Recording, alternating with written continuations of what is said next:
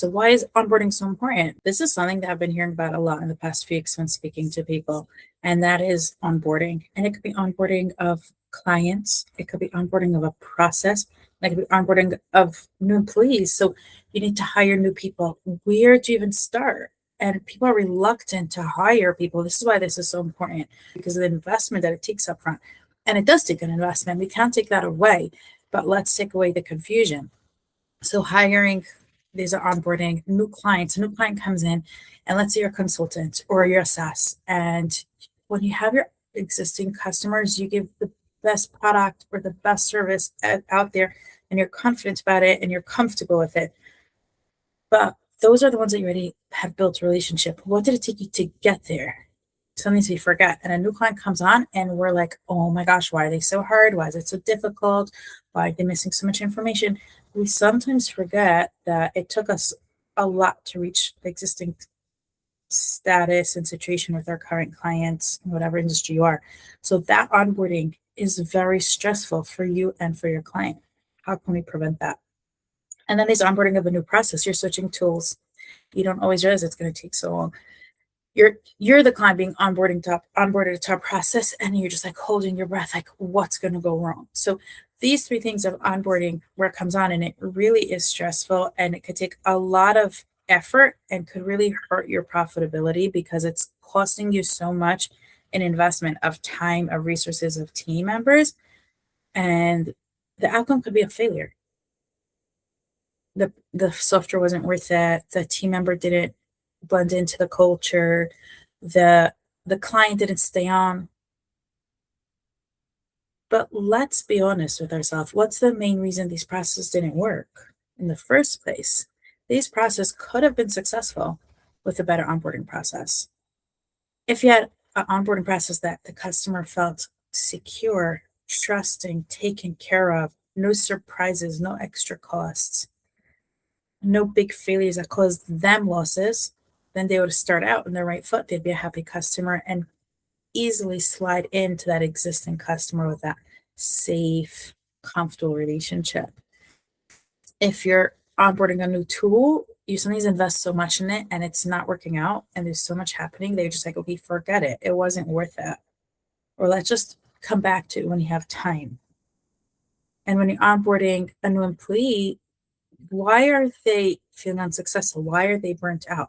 Or why are they not reaching their goals? Could that have to be with how brought them on? These are hard questions. But so much of our success as professionals and service providers and business owners depends on this onboarding process.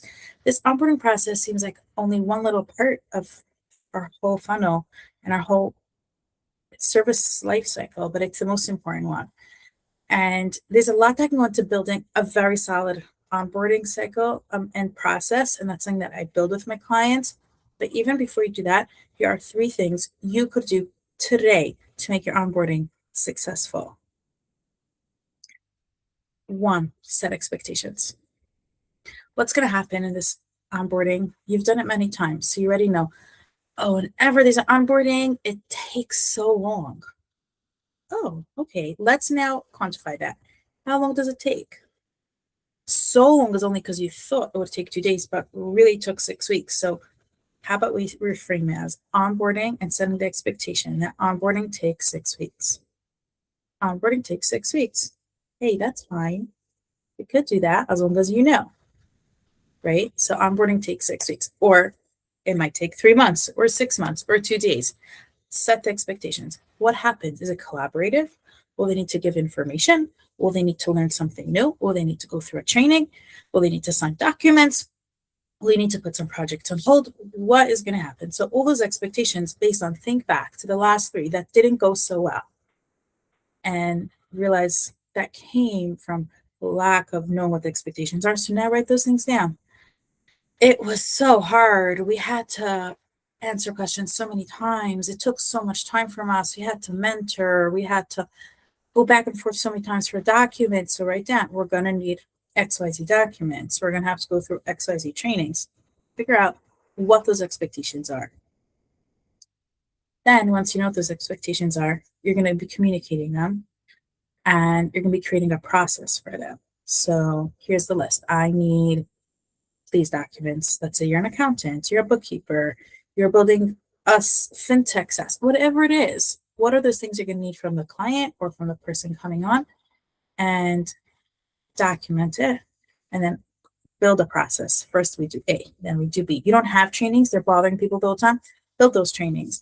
Even if it means a Loom video or a video like I'm doing right here now. How long do you think it took? Not so long. Put on my camera. I'm talking to you and I'm telling you, and I'm trying to think what are the questions you might ask. So do that. Or the next time you do a manual training, you could even record that and use it for the next person. So prepare all those materials and lists of documents and all those different things you might need. I'm trying to think what else on the spot, but it could be lists of documents, signing certain things, trainings, preparing a backup, all those things, and then automate it where you can. So it could be a Google Forms, it could be a list, it could be a training uploaded somewhere. It doesn't have to be fancy. We could build something fancy, but it doesn't need to be, as long as you could say, here's what we need, here's the expectations, here's how we can get it. And when you have those things, you're going to see it's going to be so much smoother, and you're going to have such a much better relationship with your new employee, your new client, your new software, and that relationship is going to be such a good key to success for the original reason that you're actually having this relationship. Reach out if you have any questions or put them in the comments, because I'm here to help you build a more successful onboarding process.